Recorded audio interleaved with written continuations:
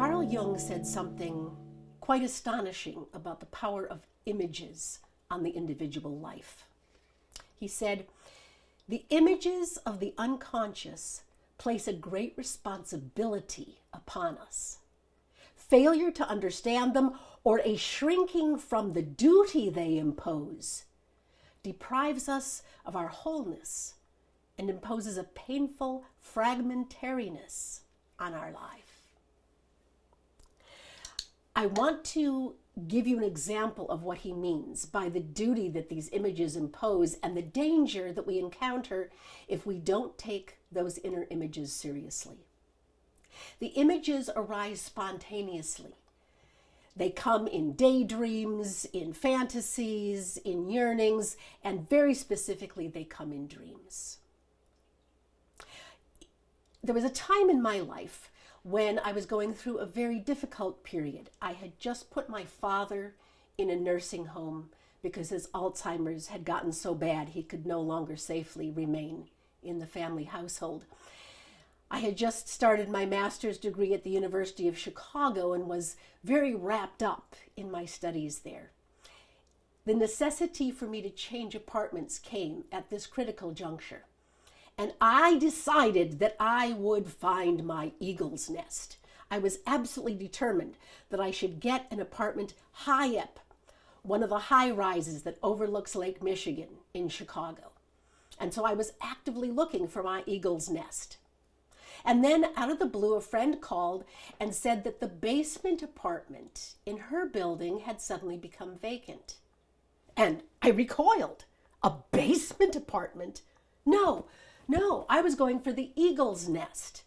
So I said thank you politely and that I would think about it. But that night, I had a dream. And in the dream, I felt my whole physiology change. I was somehow slithering along the ground on my belly. I was in a tight, dark place, working with great difficulty.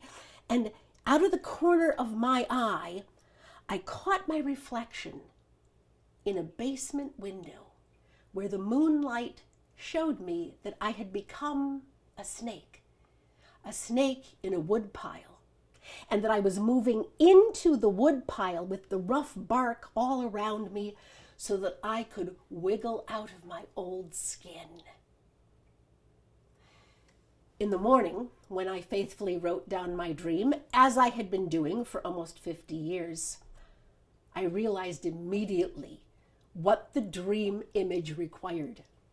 It required me to sacrifice my egoic, conscious idea of what I should be doing with my eagle's nest and say yes to the invitation to a basement apartment. It was so perfectly obvious to me at that moment. I only hesitated for a second about giving up my dream because I had learned to trust the images from my soul. And as I reflected on it, I saw that the yearning for the eagle's nest was really a yearning to escape from the grief that was already calling me down into the darkness, into the constrained places where we go when we are dealing with death, with loss, with sadness. My mind wanted to escape into the upper regions of thought and ideas. But my soul was wiser. My soul knew that what I needed was to be deeply contained in the earth, in the dark, where I could work through with the friction around me, the snake in the wood pile, in order to go through that difficult transformation that would lead to the new birth. And so I spent the next several years living in that basement apartment, the snake in the wood pile, and finding my way through that difficult place, shedding the old skin and emerging anew. And that, I believe, is what Jung meant by honoring those images from the unconscious, from the soul, to lead where they want you to go.